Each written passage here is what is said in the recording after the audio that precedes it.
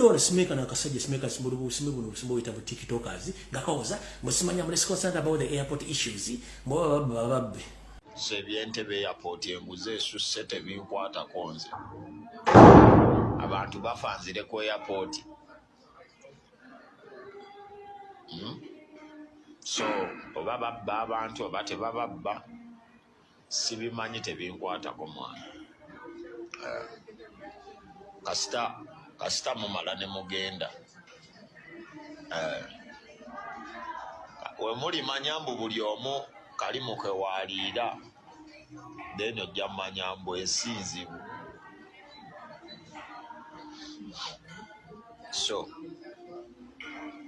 siina galumba gavumenti mwagala bansibe oduula nduula taata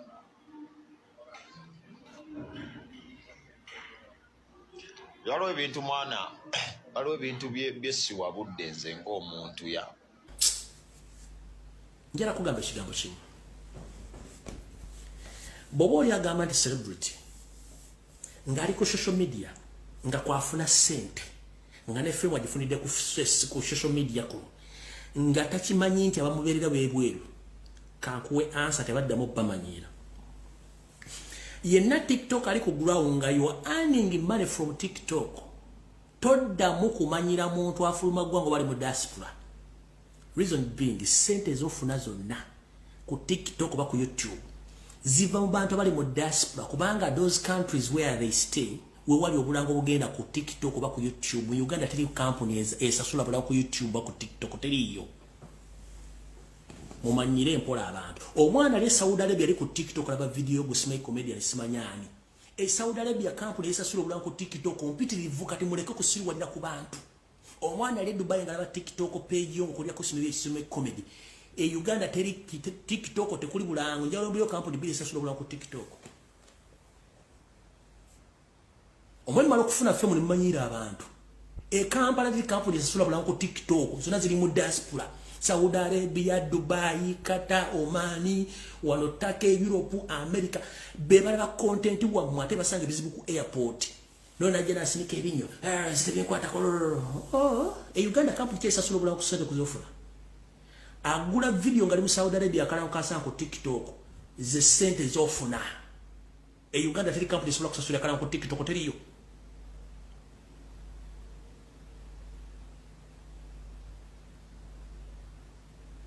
Obulango bonna obusasulibwa mu ne mufuna ssente bw'aba na Uganda bali mu diaspora mu nsi zonna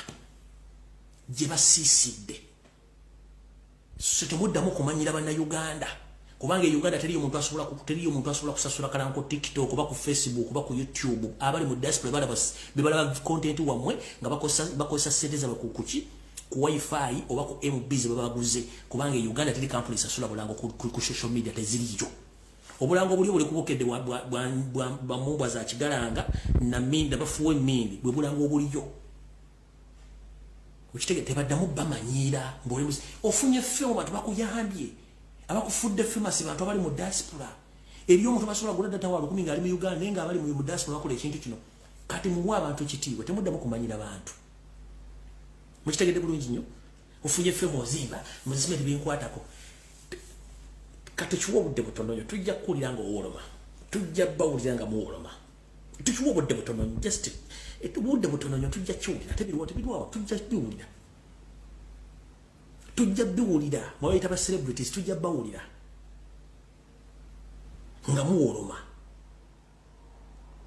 kubanga very soon TikTok wenze jijjako very soon nenga abalaba content obali mu diaspora si Uganda